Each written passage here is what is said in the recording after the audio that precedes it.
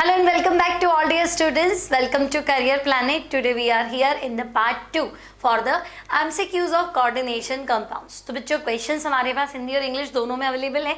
Explain में mix language में कर दूंगी तो अच्छे से समझ में आ जाएगा. तो बच्चों इंपॉर्टेंट रहेगा बोर्ड पॉइंट ऑफ व्यू से. बोर्ड एग्जाम्स में भी मल्टीपल चॉइस क्वेश्चन आते हैं और अगर आप नीट जेईई की तैयारी कर रहे हैं तब. तो कोऑर्डिनेशन कंपाउंड हमारा चैप्टर है तो स्टार्ट करते हैं. सो फर्स्ट क्वेश्चन है IUPAC name of K3AlC2O4 whole thrice is. तो बच्चों आपके पास एक कॉम्प्लेक्स है. क्या कॉम्प्लेक्स है? तो हम कह रहे हैं हमारे पास कॉम्प्लेक्स है, पोटेशियम है, ठीक है, Al यानी एल्यूमिनियम है, C2O4 यानी ऑक्सिलेट लिगेंड है, ठीक है, C2O4 होल थ्राइस मतलब 3 बार. ओके, अब ये कॉम्प्लेक्स है और तुम्हें इसका क्या करना है, IUPAC नाम लिखना है.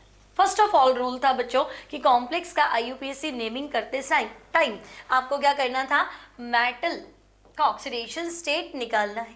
नाउ एक पोटेशियम का चार्ज 1 है, 3 पोटेशियम 3 से मल्टीप्लाई करेंगे, एल्यूमिनियम को x से डिनोट करेंगे, C2O4 ऑक्सीलेटो चार्ज होता है बच्चों -2 है ना, C2O4 ऑक्सीलेट लिगेंड है, चार्ज है -2, 3 बार है तो 3 से मल्टीप्लाई करेंगे equals to 0 and x will be +3. तो इस कॉम्प्लेक्स के अंदर अगर हम बात करें तो एल्यूमिनियम का चार्ज है +3. अब कॉम्प्लेक्स की नेमिंग करते time first right the name of counter है, जो सबसे बाहर वाला है, स्क्वायर ब्रैकेट के बाहर जो आयन है, सिंपल आयन, उसका नाम लिखो, है ना. तो हम कहेंगे बाहर तो K है तो बस K यानी पोटेशियम, तो आपको नाम लिखना है पोटेशियम.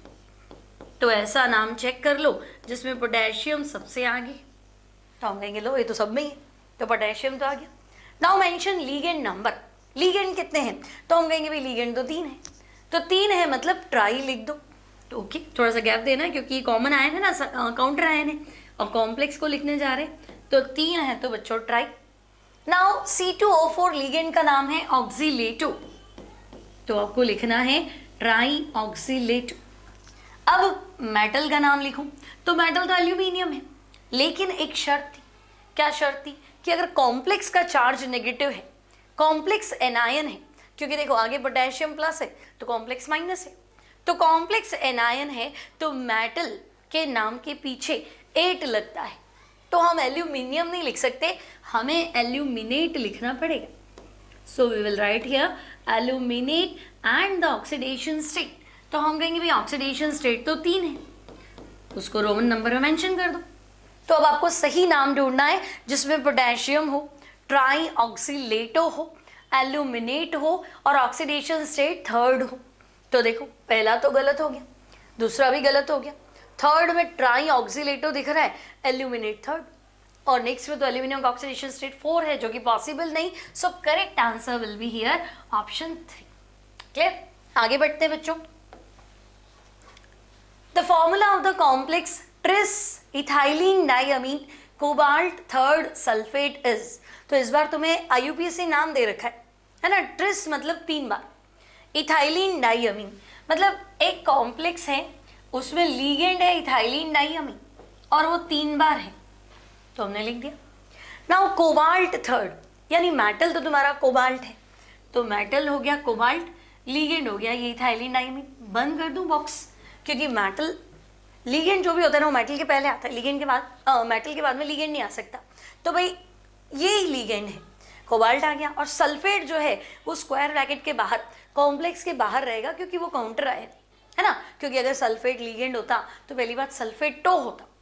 तो किसी भी तरह का कोई प्रॉब्लम है, कोई भी डाउट है वो निकाल दो कि अगर सल्फेट लीगेंड होता तो सल्फेट क्यों लिखते, सल्फेटो लिखते. और मेटल के बाद कभी भी लीगेंड नहीं लिखते, कैसा भी लीगेंड हो, नेगेटिव न्यूट्रल पॉजिटिव, 1 से ज़्यादा 2 से ज़्यादा, हमेशा मेटल के पहले लिखते. तो हम कहेंगे मतलब सल्फेट को मुझे बाहर रखना है, तो ये हो गया सल्फेट. अब इसी को आंसर मत कर देना, ऑक्सीडेशन स्टेट चेक करनी है. कोबाल्ट की ऑक्सीडेशन स्टेट 3 आ रही है ना, कोबाल्ट 3rd लिखा है. तो हम देखते भी देखो कोबाल्ट का ऑक्सीडेशन स्टेट तो 3 है, इथाइलिन डाइअमीन तो न्यूट्रल है और सल्फेट जो है वो -2 है.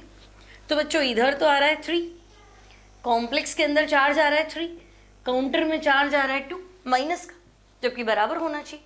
अब 3 और 2 को कैसे मल्टीप्लाई कर लूँ, तो बराबर कर लूँ, सॉरी, तो मैं इसको 2 से मल्टीप्लाई कर लेती हूँ, उसको 3 से मल्टीप्लाई कर लेती हूँ, तो ये -6 हो जाएगा, ये +6 हो जाएगा। ओवरऑल तो मुझे न्यूट्रल करना ही था। तो अब मुझे पता है कि भाई इस साइड 2 से मल्टीप्लाई करना है, यानी पूरा का पूरा कॉम्प्लेक्स है, इसके बाहर 2 लिख दो, और इधर मुझे 3 से मल्टीप्लाई करना है, यानी इधर 3 कर दो। तो ऐसा कोई ऑप्शन है कि पूरा कॉम्प्लेक्स तो होल 2 और सल्फेट होल 3, तो सिर्फ फर्स्ट ऑप्शन में ही मिल रहा है। सो करेक्ट आंसर आपका हो जाएगा option 1।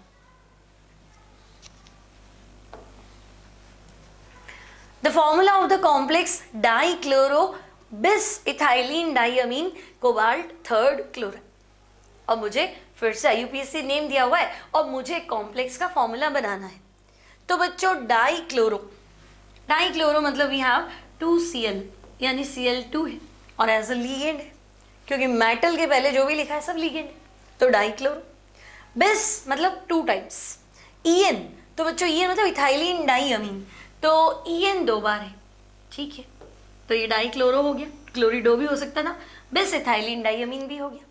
Now cobalt 3rd chloride, तो बच्चों मेटल जो है वो कोबाल्ट है, कोबाल्ट लिख दिया, और क्लोराइड मतलब बाहर जो काउंटर आयन है उसमें Cl है, क्योंकि क्लोरीन अगर लीगेंड होता तो क्लोरो या क्लोरिडो लिखता, आउट ऑफ द कॉम्प्लेक्स है तभी तो उसने क्लोराइड लिखा है। ओके, अब क्या करें, तो देखो कोबाल्ट, मैंने तो एक बार बेसिक सा स्ट्रक्चर बना लिया, लेकिन मैंने चार्ज नहीं देखा, चार्ज चेक कर लेते हैं। तो ये कह रहा है भाई कोबाल्ट का ऑक्सीडेशन स्टेट जो है ना वो 3rd है, यानी लिख दिया मैंने कोबाल्ट 3rd। अब डाइक्लोरिडो यानी Cl-1 है और 2 से मल्टीप्लाई कर लो। अब तो हम सबको पता है En तो न्यूट्रल होता है, En 0 होता है, और ये बाहर Cl है, इसका चार्ज कितना है -1। अब मुझे फिर चेक करना पड़ेगा, +3 -2, तो मेरे पास यहाँ आया +1, और ये देखो काउंटर है ये ना, इसको थोड़ा दूर लिखते हैं, यहाँ लिख देते हैं, ठीक है, काउंटर का चार्ज है -1, तो बराबर है, कुछ भी करने की जरूरत नहीं है ना। तो मुझे यही फॉर्मूला ढूंढना है, यही आंसर होना चाहिए, क्योंकि इसमें डाइक्लोरिडो है, बिस इथाइलिन डाइअमीन है, कोबाल्ट है, 3rd है, क्लोराइड है। अब आप आंसर सर्च कर लो तो आपको फर्स्ट ही मिल गया, I think first answer is the correct answer.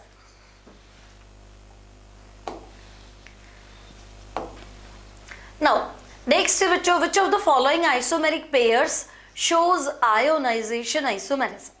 अब 1 by 1 सबको स्टडी करना है। देखो ऑप्शन में एलिमिनेट करते जाओ भी, गलत कौन सा है, सही में अपने आप पहुंच जाओगे। लाइक फर्स्ट जो कॉम्प्लेक्स है डबल कॉम्प्लेक्स है, देखो है ना, काउंटर आयन भी कॉम्प्लेक्स फॉर्म में है और कॉम्प्लेक्स आयन तो कॉम्प्लेक्स फॉर्म में है, लाइक डबल कॉम्प्लेक्स है ना, तो हम लीगेंड एक्सचेंज या मेटल एक्सचेंज आइसोमेरिज्म भी बोलते थे इसको, ये है ना, तो हम कहेंगे इसमें आयोनाइजेशन का है। डबल कॉम्प्लेक्स में हमेशा क्या थी, कोऑर्डिनेशन आइसोमेरिज्म, हिंदी में बोले तो समन्वय समावय होता, तो ये तो नहीं है ना। आयोनाइजेशन मतलब अलग अलग आयंस देंगे, तो हम कहेंगे पहला आंसर नहीं, दूसरा देख लेते। तो देखो सेकेंड वाला कॉम्प्लेक्स तुम्हें Cl3 क्लोराइड आयन देगा, 3 क्लोराइड आयन देगा, और ये वाला कॉम्प्लेक्स भी बाहर तो Cl2 है, 2 क्लोराइड आयन देगा, पर आयन तो देगा, क्लोराइड आयन ही तो देगा। आयोनाइजेशन आइसोमेरिज्म मतलब अलग अलग आयंस देने चाहिए, फॉर्मूला सेम होना चाहिए, मॉलिक्यूलर फॉर्मूला अणुसूत्र समान होना चाहिए, but they should give different ions in equal solution. तो मैं कहूँगी भाई पहला वाला कॉम्प्लेक्स है तो आयन तो बाहर वाला होता है, तो ये क्लोराइड देगा, और दूसरा कॉम्प्लेक्स है तो यहाँ भी Cl2 है, ये भी क्लोराइड आयन देगा, तो आयंस तो सेम है, इसलिए आयोनाइजेशन आइसोमेरिज्म इसमें नहीं है। ओके, नेक्स्ट में देख लेते।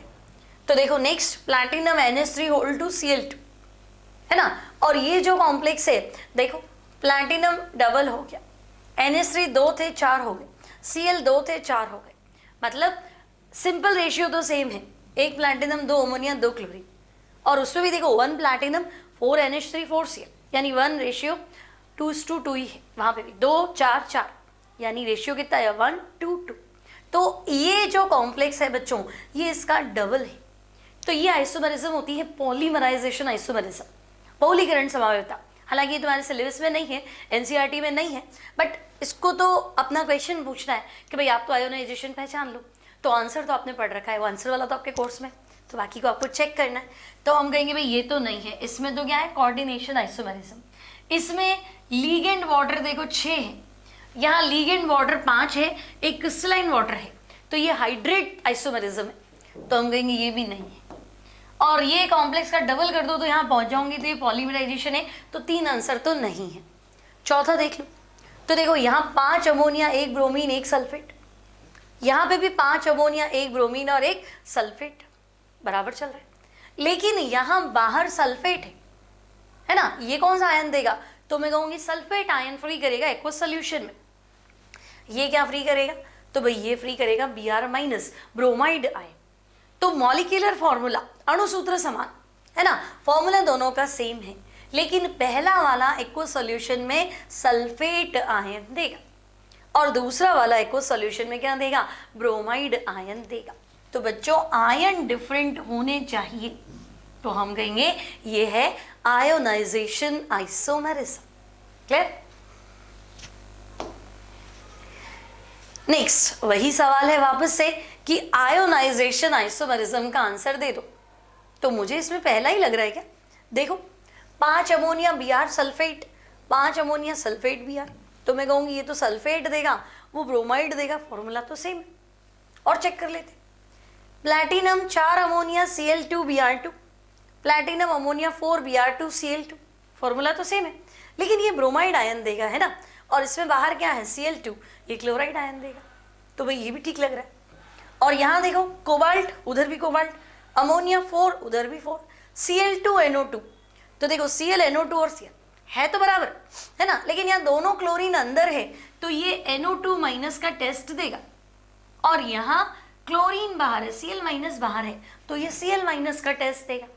तो मैं कहूंगी भाई इनमें क्या है, फॉर्मूला तो दोनों में सेम है, लेकिन आयंस डिफरेंट है, तो एक्वस सॉल्यूशन में अगर आयंस अलग अलग होते हैं then it will be ionization isomerism. तो आई थिंक इस बार करेक्ट आंसर जो है that is all, so correct answer option 4। Example of hydrate isomerism, तो आप सोचेंगे हाइड्रेट आइसोमेरिज्म में क्या होता था, है ना बच्चों, हाइड्रेट आइसोमेरिज्म में क्या होता था, मॉलिक्यूलर फॉर्मूला सेम रहता था, लेकिन लीगेंड वाटर कितने हैं ना, जल के अणु जो कि लीगेंड फॉर्म में है, एंड क्रिस्टलाइजेशन वाटर जिसको हम लिखते हैं ना .H2, वो उन दोनों का नंबर जो है वो डिफर करता था, मतलब वाटर अंदर और वाटर बाहर इनके नंबर में डिफर करना है। लाइक अगर मैं फर्स्ट एग्जाम्पल ले लूँ, तो देखो फर्स्ट एग्जाम्पल में मेरे पास है क्रोमियम, ठीक है, H2O कितने हैं, तो मैं कहूँगी 6 है ना, और Cl3, तो भाई मेरे पास एक ऐसा कॉम्प्लेक्स है जहां लीगेंड वाटर 6 है और बाहर क्या है, क्लोराइड आयन। अब इसका दूसरा पार्ट जो ये कह रहा है, ये कह रहा है क्रोमियम, वाटर कितने हैं 5 वाटर मॉलिक्यूल, Cl अंदर है और बाहर Cl2 भी है और .H2। तो देखो बच्चों लीगेंड वाटर 6 है, कोऑर्डिनेशन नंबर 6 है, कोऑर्डिनेशन नंबर यहाँ पे भी 6 है, 5 वाटर और 1 Cl है ना, 6 कोऑर्डिनेट बॉन्ड बनाएगा, लेकिन लीगेंड वाटर 6, लीगेंड वाटर 5 और एक क्रिस्टलाइजेशन वाटर, मतलब इन दोनों का फॉर्मूला देखने जाओगे ना बच्चों, तो इन दोनों का फॉर्मूला तो यही है CrCl3.6H2, लेकिन दो कॉम्प्लेक्स जो लीगेंड वाटर और क्रिस्टलाइजेशन वाटर में क्या करते हो, डिफर करते हो, संख्या अलग अलग हो, तो वो हाइड्रेट आइसोमर्स होते हैं। तो मैं कहूँगी पहला तो है, अब जहाँ ऑल का चक्कर पड़ता है वहाँ सारे चेक करने पड़ लेंगे है ना, तो हम सारे चेक करो। दूसरा देखो तो बच्चों लीगेंड वाटर 6 है, यहाँ ये कह रहा है लीगेंड वाटर 4 है, 2 क्लोरीन अंदर डाल दी, ठीक है, और 2 क्रिस्टलाइजेशन वाटर, तब भी फॉर्मूला तो सेम ही है, अब भी फॉर्मूला यही है। और नेक्स्ट देखो तो यहाँ लीगेंड वाटर 6 है, अभी क्या कर रहा है, तीनों Cl अंदर डाल देगा, 3 वाटर बाहर ले रहा है, तो वाटर लीगेंड 3 Cl3 और .3H2। तो जब भी वाटर मॉलिक्यूल का झोल होता है, वाटर मॉलिक्यूल अंदर as a crystallization water, formula molecular formula same, तो हमें पता है आंसर क्या होता है, हाइड्रेट आइसोमेरिज्म। तो यहाँ all compounds are showing hydrate isomerism, so correct answer will be all. Now the member of unpaired electrons in the complex is NiCl है ना, जल्दबाजी में Cn पढ़ के आंसर मत दे देना, बहुत बार बच्चे करते हैं साइनाइड पढ़ के आंसर दे देते हैं। तो NiCl4 Cl4 -2 और NiCO4 ठीक है। अब बच्चों कार्बन मोनोऑक्साइड, कार्बोनिल जो है that is strong field ligand, और Cl- जो है वो है वीक फील्ड लिगेंड। तो आपको इतना क्लियर होना चाहिए कि स्ट्रॉन्ग फील्ड लिगेंड जो है वो हमेशा इनर ऑर्बिटल कॉम्प्लेक्स बनाता है। ठीक है, इनर ऑर्बिटल कॉम्प्लेक्स यानी आंतरिक कक्षक संकुल, मतलब मुझे सारे डी ऑर्बिटल के इलेक्ट्रॉन्स को पेयर करना पड़ता है, जितने भी बाहर है सबको अंदर भेजना पड़ेगा। लेकिन ये वीक फील्ड लिगेंड है तो ये आउटर ऑर्बिटल कॉम्प्लेक्स बनाता है। ठीक है, ये चीज हमें पहले से पता होनी चाहिए तो हम क्वेश्चन को आराम से सॉल्व कर पाएंगे। ठीक है, अब देखो पहला है NiCl4, NiCl4-2। तो मैं कहूंगी भाई निकल का ऑक्सीडेशन स्टेट X, एक Cl-1, 4Cl है, 4 से मल्टीप्लाई करो, सो फाइनली X की वैल्यू आ गई 2। तो बच्चों अब मेरे पास है निकल, तो निकल में मेरे पास आ जाएगा कॉन्फ़िगरेशन, एटॉमिक नंबर होता है 28। निकल का एटॉमिक नंबर कितना होता है 28। अब आप ऐसे लिखेंगे 1s2 2s2 2p6 3s2 3p6, तो इतना नहीं लिखना है, ये हो गया आर्गन 4s2। ठीक है, आर्गन 18, 4s2 20 और 3d8। बट मुझे निकल +2 चाहिए, मतलब 2 इलेक्ट्रॉन है ना, ऑक्सीडेशन स्टेट 2 है, 2 इलेक्ट्रॉन लूज करवा दो। तो बच्चों अब हम कहेंगे ये हो गया आर्गन और 3d8। ठीक है, तो अब मुझे 3d बनाना है, तो मैं 3d ऑर्बिटल बना लेती हूँ। ये d में 5 ऑर्बिटल्स होते, तो ये 3d 4s and 4p। Okay, now students 3d8 तो 1 2 3 4 5 देन 6 7 और 8।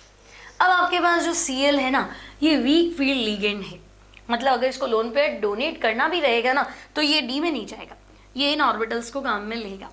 ठीक है, तो यहाँ आपका जो हाइब्रिडाइजेशन है दैट इज sp3।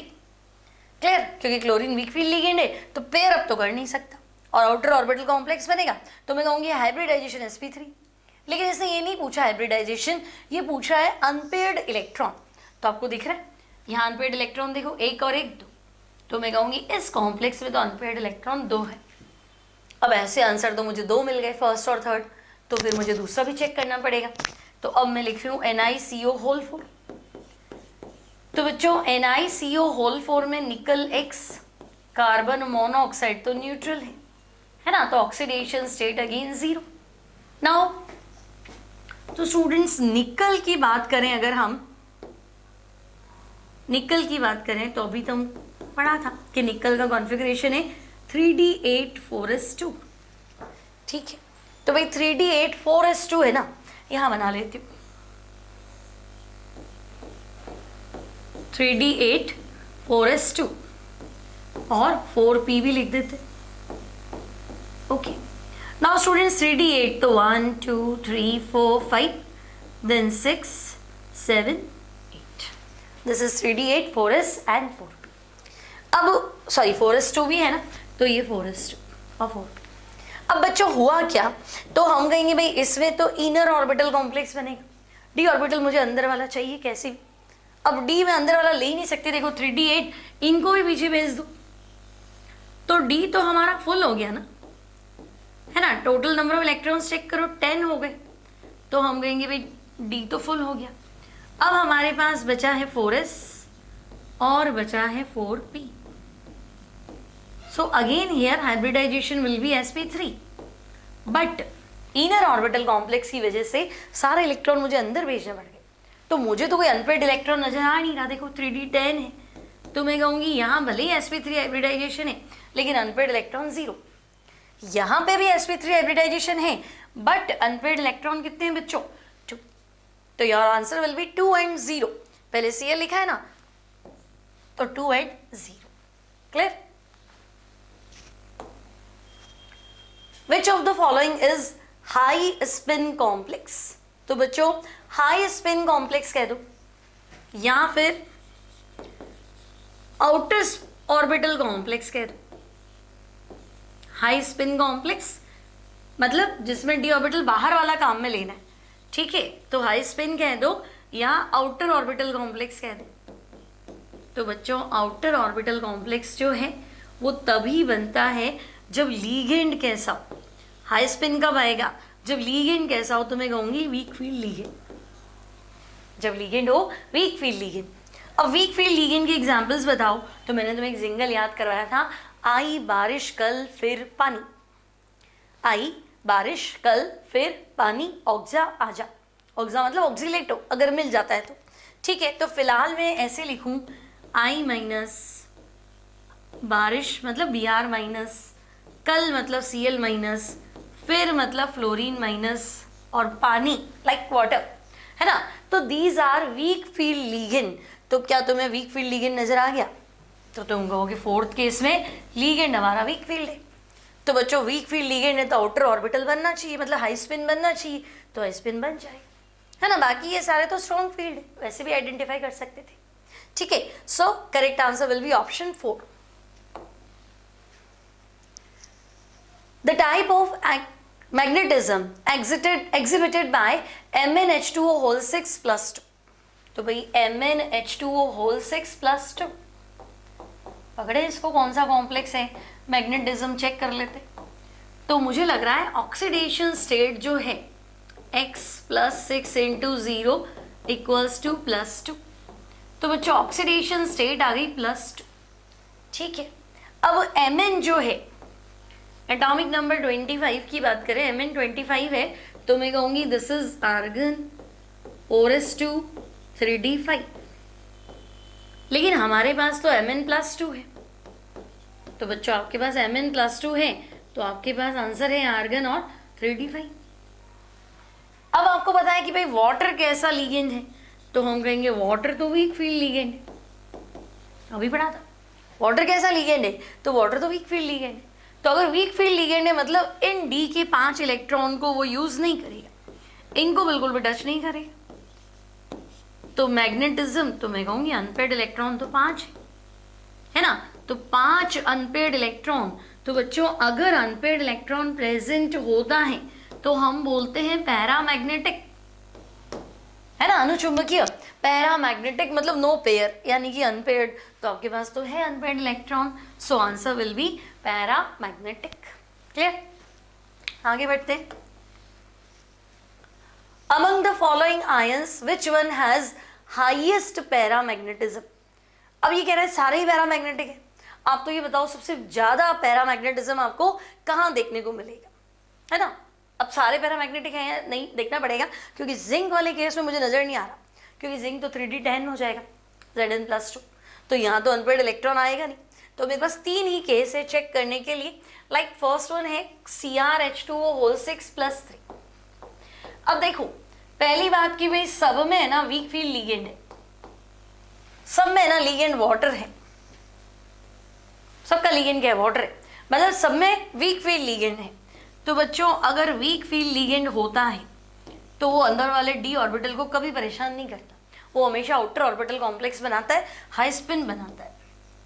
तो हम कहेंगे भाई ये तो हमेशा आउटर ऑर्बिटल कॉम्प्लेक्स बनाएगा, यानी तुम्हारे पास डी में, डी ऑर्बिटल में जितने भी अनपेड आ रहे वह पैरामैग्नेटिज्म शो करेगा। अब जितने ज्यादा अनपेड इलेक्ट्रॉन उतना ज्यादा पैरामैग्नेटिज्म। ठीक है, तो मुझे कुल मिला के ये चीज नोटिस करनी है कि greater the number of n unpaired electron जितने ज्यादा होंगे मैग्नेटिज्म उतना ही ज्यादा होगा, मैग्नेटिक मोमेंट की वैल्यू उतनी ही ज्यादा आएगी। ठीक है, तो पहला देखो क्रोमियम H2O whole 6 + 3। तो बच्चों क्रोमियम का एटॉमिक नंबर तो 24 है ना, तो क्रोमियम में मुझे लिखना चाहिए भाई आर्गन 4s1 3d5।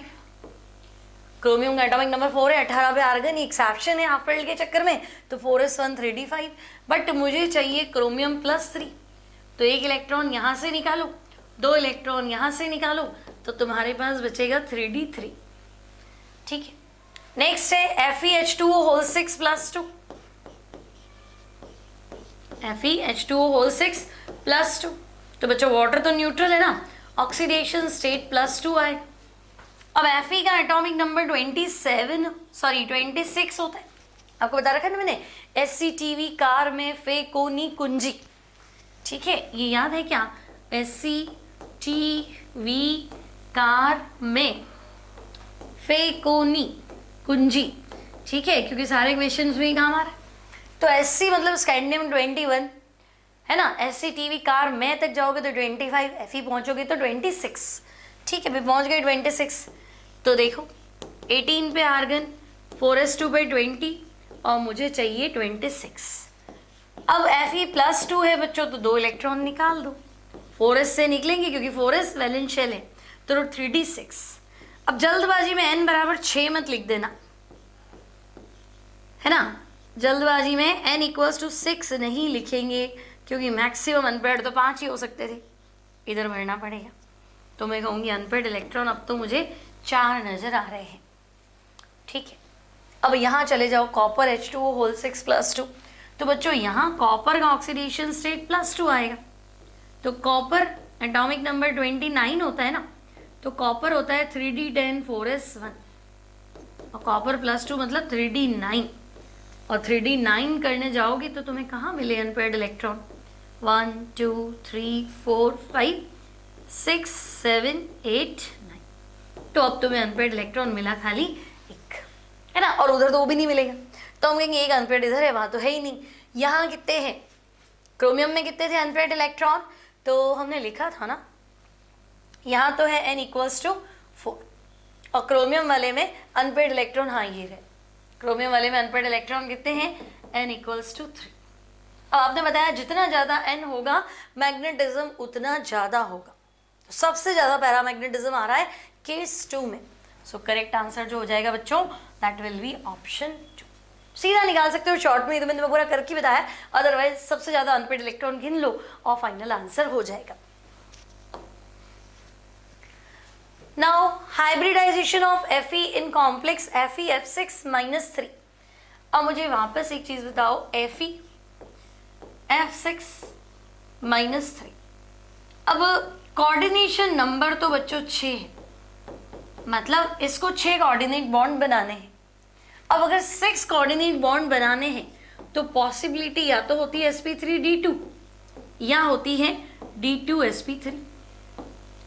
अब ये जब इस तरह का हाइब्रिडाइजेशन है तो हम कहेंगे आउटर ऑर्बिटल कॉम्प्लेक्स है, डी बाहर वाला लेते ही तो आउटर ऑर्बिटल कॉम्प्लेक्स है, और अगर डी अंदर वाला ले लेते हो तो ये इनर ऑर्बिटल कॉम्प्लेक्स है। तो हम कहेंगे भाई आंसर तो या तो ये है या ये है, इसके अलावा तो सब गलत है, ठीक है। तो इनर ऑर्बिटल कॉम्प्लेक्स। अब मैं कह रही हूँ कि भाई लीगेंड तो चेक कर लो, तो तुम कह रहे हो लीगेंड तो फ्लोराइड है ना, तो बच्चों फ्लोराइड जो है वो होता है week field ligand. Fluorine minus क्या होता है, वीक फील्ड लीगेंड, और वीक फील्ड लीगेंड हमेशा क्या बनाता है, आउटर ऑर्बिटल कॉम्प्लेक्स। तो हम कहेंगे फिलहाल जो आंसर होगा दैट विल बी sp3d2, है ना, क्योंकि वीक फील्ड लीगेंड हो गया तो डी बाहर वाला लेना पड़ेगा, और डी बाहर वाला लेोगे तो पॉसिबिलिटी एक ही है, sp3d2। क्लियर, सिंपल है ये भी। आगे बढ़ते हैं। Hybridization of Ag in the linear complex. तो बच्चों लीनियर कॉम्प्लेक्स मतलब Ag जो है वो 2 ही बॉन्ड बना रहा है। अब ये तो कोई भी बता देगा कि अगर Ag 2 ही कोऑर्डिनेट बॉन्ड बना रहा है, लाइक मैं ये कॉम्प्लेक्स लिख देती हूँ AgNH3 2+, बहुत फेमस कॉम्प्लेक्स है सिल्वर का। अब 2 ही कोऑर्डिनेट बॉन्ड बना रहा है, मतलब हाइब्रिडाइजेशन में 2 ऑर्बिटल पार्टिसिपेट कर रहे हैं। अब 2 ऑर्बिटल कौन से पार्टिसिपेट करेंगे, तो हम कहेंगे चॉइस ही क्या है, एक एस और एक पी, है ना, तो इसमें तो कोई लड़ाई झगड़ा ही नहीं है, सीधा आंसर जो हो जाएगा that will be sp hybridization. तो यहाँ कंप्लीट हो गए हमारे क्वेश्चंस कोऑर्डिनेट कंपाउंड। नेक्स्ट एक और एमसीक्यू बाकी है, इसका पार्ट 3 जल्दी ही आपको अवेलेबल करा दूंगी। आई होप आपको क्वेश्चंस अच्छे से समझ में आए होंगे और मेरे से पहले आपने कर लिए होंगे। तो मिलते हैं अगली क्लास में, till then keep practicing, keep studying.